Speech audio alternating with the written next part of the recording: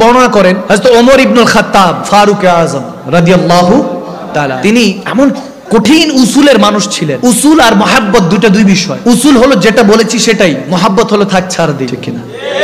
উসুল আর মহাব্বত এক না। কিন্তু হযরত ওমর ইবনুল খাত্তাব অনেক উসুলওয়ালা ছিলেন। যখন তেনার শাসন আমল চলছে, হযরত আবু সুফিয়ান তেনার বাসার সামনে ইটটি রাখছিলেন রাস্তার সামনে। অনেকে বলতেছে কি ব্যাপার, রাস্তা যেতে কষ্ট হচ্ছে। তিনি তখন তো প্রভাবশালী আবু সুফিয়ান রাদিয়াল্লাহু তাআলা, তিনি প্রভাবশালী। কেউ কিছু বলছে না, হযরত ওমর ইবনুল খাত্তাব সাথে সাথে সরিয়ে দিলেন, কেউ বলার কোনো সুযোগ নাই। কে বলবে? হযরত ওমর 40 days later যেদিক দিয়ে হেঁটে যাবেন, 40 দিন পর যেদিক দিয়ে হেঁটে যাবেন, শয়তান ওই রাস্তা দিয়ে হাঁটে না। সুবহানাল্লাহ।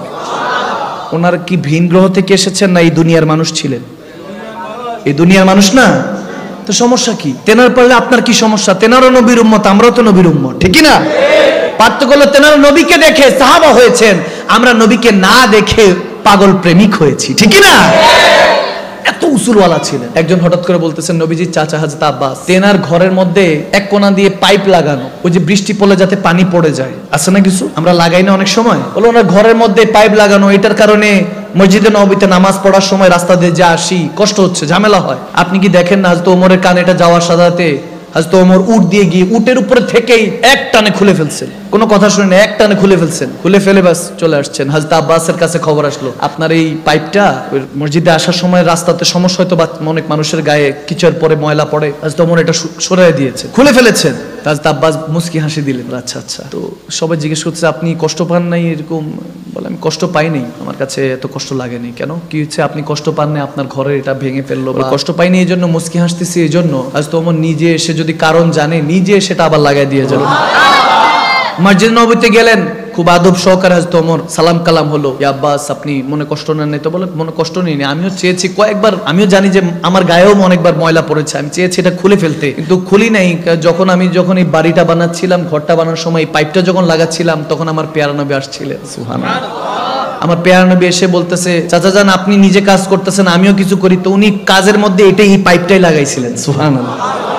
বলে নবীজি লাগিয়েছেন, এজন্য নবীজির পর্দার পরে এটা স্মৃতি হিসেবে রেখে দিয়েছি, খুলে ফেলি নেই, এটা ভেঙে ফেলি নেই, আমার পেয়ারা নবী স্মৃতি হিসেবে রাখতেছি। হযরত ওমর বলে, আগে বলেন নাই কেন? আগে কেন বলেন না? আমি ওমর আজকে দামি হয়েছি আমার নবীকে ভালোবেসে। আমি তো সেই ওমর যখন আমার বাবা খাত্তাব একসাথে 7-8টা উটকে এক লাইনে দাঁড় করানোর জন্য বলতেন, আমি পারতাম না, বুঝতাম না, আমার গায়ে ব্যাট মারতেন, আঘাত করতেন। আমি সেই ওমর বুঝ হওয়ার পর, যৌবন পাওয়ার পরও একসাথে 7-8টা উটকে একত্রিত করতে পারি নাই। এটা তো আমার নবীর সাদকা, যা আজকে সারা পৃথিবী আমি কন্ট্রোল করি। সুবহানাল্লাহ। আজকে সারা পৃথিবী আমি ওমরকে সম্মান করে, তাজিম করে আমার নবীর সাদকায়। সেই নবীকে ভালোবাসে, দৌড়ায় গিয়ে ওই পাইপটা লাগাই দিচ্ছেন। সুবহানাল্লাহ বলেন না? নবীকে ভালোবাসতে হবে, সিদ্দিক আকবরের মতো, ফারুক আযমের মতো, ওসমান গনির মতো। আমি হযরত ওমরের কথা প্রায় সময় মাহফিলে এজন্য বেশি বলি, কারণ ওনার লাইফ স্টাইলটা, ওনার চলাফেরাটা আমার খুব পছন্দ হয়। জীবনে কাউকে তোয়াজ করে চলতেন না, কাউকে ভয় করে চলতেন না। হযরত ওমর একজনকে ভয় করতেন, তিনি কে? আওয়াজ দেন, তিনি কে? আপনি তো কত কিছুরে ভয় পান, টাকারে ভয় পান, জিনরে ভয় পান, কুত্তা দৌড়াইলে এটারে ভয় পান। হায় হায় বান্দা, যারে দেখলে তারই ভয় পান। আইসা যদি দাঁড়ায় আছেন, আসতে যাইতেছেন, পাশাতে ভয় করে উঠলে তাও ধরার। এই হলো আপনার ঈমান। আল হক মুরুনা, একটু হক কথাগুলি একটু তিতা হয় আর কি। আপনি যদি বলেন না হুজুর কাউকে ভয় পাই না, আজকে থেকে শুধু একজনকে ভয় পাবো, তিনি কে? আল্লাহ। পাওয়া যাবে তো ইনশাআল্লাহ বান্দা?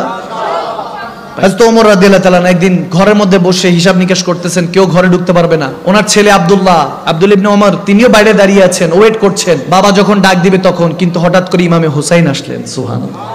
দেখতেছেন আব্দুল ইবনে ওমর দাঁড়িয়ে আছে। কি ভাই আপনি দাঁড়িয়ে আছেন? বলে বাবা তিনি ভিতরে কাজে ব্যস্ত। তো ইমাম হুসাইন বলেন যে ঠিক আছে, আমার নবীর নওয়াসা, জান্নাতে যুবকদের আওয়াজ দেন। কে?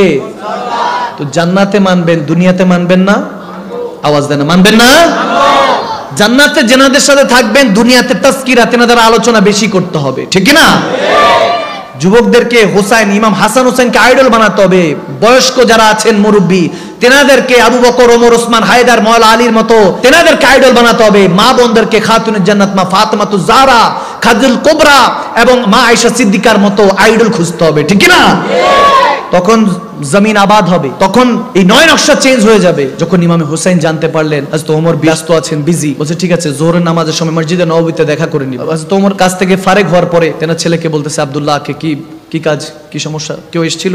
বলে ইমামে হোসেন আসছিল। বলছে বলো নাই কেন আমাকে? বলো নাই কেন? বলি আপনি কাজে মাসরুফ ছিলেন, ব্যস্ত ছিলেন। তিনি দৌড়ায় গেলেন। হযরত আব্দুল্লাহ ইবনে ওমর হাদিস বর্ণনা করছেন, এমন ভাবে হযরত ওমর দৌড়ায় গেলেন, ইমামে হোসেনের ঘরের কাছে এসে ডাক দিলেন, ইয়া হুসাইন ইবনে আলী। ইমাম হোসেন বললেন যে আসসালামু আলাইকুম, কেমন আছেন চাচা যান? যেভাবে সম্বোধন করা ডাকলেন, কেমন আছেন আমিরুল মুমিনিন? বলে আপনি গেলেন আমি কেমনে ভালো থাকি? আপনি গেলেন আপনি আমাকে বলবেন না? বলে আপনাকে কেমনে বলি, আপনি কাজে ব্যস্ত ছিলেন এসে। বলে আমার ব্যস্ত রেসি কি তেসি, আমার ব্যস্ততার আমি দিয়ে কি করব? আজকে আমি হযরত